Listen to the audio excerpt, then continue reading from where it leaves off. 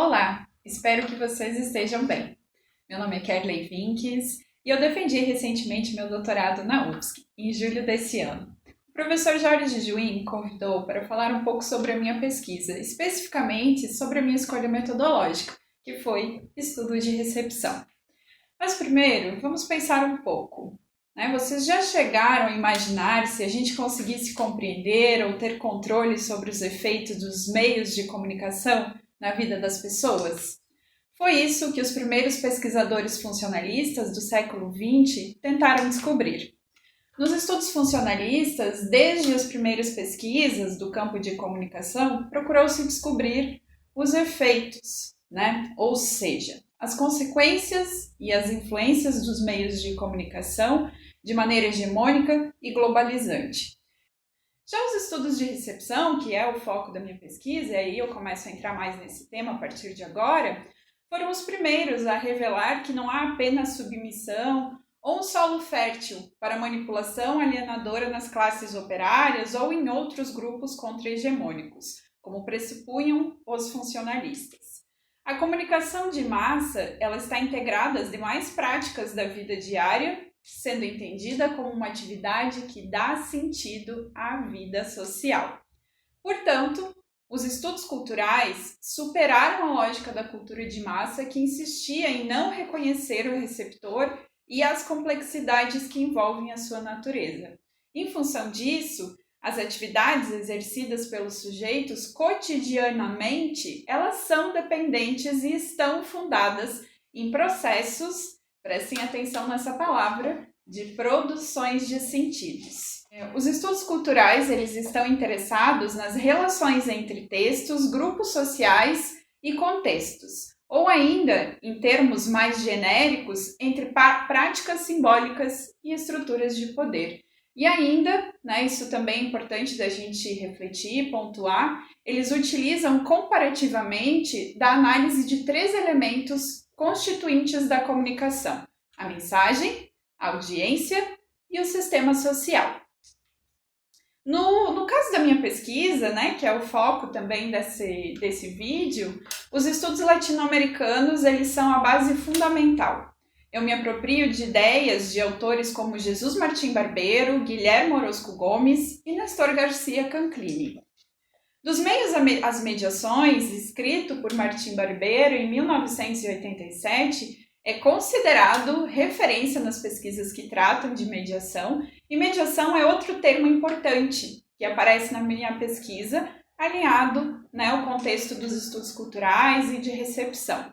No caso do estudo do Martim Barbeiro, ele traz uma reflexão para a ideia de que as preocupações elas não devem estar apenas centradas nos meios e na produção, pois é preciso pensar nas mediações, ou seja, nos processos culturais, econômicos e sociais que incluem desde a produção até a recepção das mensagens. E esse prisma, ele recoloca os problemas de comunicação no campo dos processos socioculturais, uma abordagem que olha para os fenômenos de comunicação através das mediações, isto é, que adiciona ao campo o estudo das organizações, instituições, sujeitos, e esses sujeitos pelas suas diversas temporalidades sociais e multiplicidades de matrizes culturais.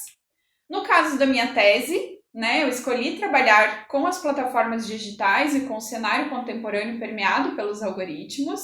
Eu acho que vocês já devem talvez ter assistido o documentário Dilema das Redes, que foi divulgado recentemente na Netflix, publicado pela plataforma, e a gente também teve uma repercussão desse documentário nas redes sociais.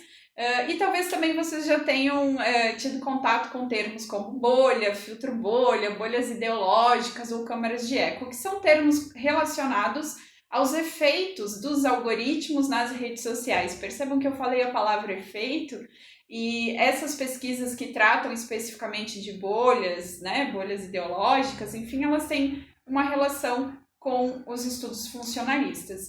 E aí, nas leituras que eu realizei para minha pesquisa de doutorado, sobre os algoritmos especificamente, eu encontrei estudos que traziam um olhar excessivamente técnico ou determinista sobre esses mecanismos. Se os algoritmos se apropriam dos rastros deixados na rede, né? Ou seja, as nossas interações, as coisas que a gente gosta, que a gente clica, que a gente compartilha, que a gente comenta e que tem relação com o nosso cotidiano, é preciso um olhar mais complexo, que leve em consideração os sujeitos e as suas características socioculturais. Por isso, a necessidade de trazer a perspectiva dos estudos culturais para os estudos de plataformas digitais, para os estudos de redes sociais, já que a gente utiliza dessas plataformas rotineiramente no nosso cotidiano. Portanto, a minha pesquisa ela explorou os processos sociais que envolvem algoritmos e sujeitos e investigou as implicações dessa relação na recepção e na circulação de informações jornalísticas na internet. Tendo em vista que essas implicações elas também atingem a formação da opinião pública e performam os usos, apropriações e significados atribuídos aos conteúdos que encontram esses espaços. E aí uma coisa bem importante conectada aos estudos culturais. Eu não preciso necessariamente ter acesso aos códigos algorítmicos do Google ou do Facebook para entendê-los, né? Para percebê-los, mas eu posso entender as relações de poder a partir das produções de sentidos dos sujeitos, né? A partir da forma como eles consomem, como eles recebem conteúdos na internet, como eles produzem sentidos no seu dia a dia, como eles até tomam decisões a partir dessas informações que eles encontram nessas plataformas digitais. Bom, e aí vocês devem estar se perguntando, né, Kedley, como que você conseguiu encontrar essas produções, né, descobrir essas produções de sentidos dos sujeitos, ou mesmo compreender de que forma eles produzem sentidos a partir do consumo de informações jornalísticas nas plataformas digitais? Para isso, a gente precisa seguir alguns procedimentos metodológicos, né? O meu primeiro recorte foi selecionar 2 grupos que eu trabalharia e entrevistaria eles, que foi um grupo de evangélicos neopentecostais, representantes da Igreja Universal do Reino de Deus, e o outro grupo foi de professores da rede pública de ensino aqui de Curitiba, que são sindicalizados à APP Sindicato. Né? Esses 2 grupos eles pertencem a 2 instituições que são fortes, a igreja e o sindicato, e também eu fiz essa seleção com o objetivo de compreender não só a institucionalização das plataformas digitais, mas como instituições da vida cotidiana desses sujeitos também são importantes e impactam nas produções de sentidos. Após essa escolha, a metodologia utilizada na coleta de dados foi entrevista em profundidade.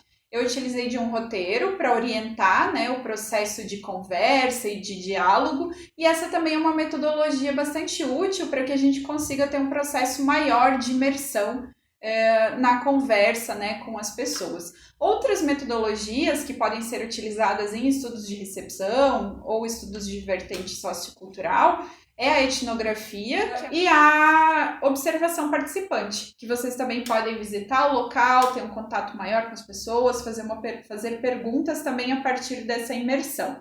Bom, ou seja, né, em resumo, para dar conta de entendimento sobre as produções de sentidos dos sujeitos, é preciso estar imerso e estar disposto a ouvir e dialogar.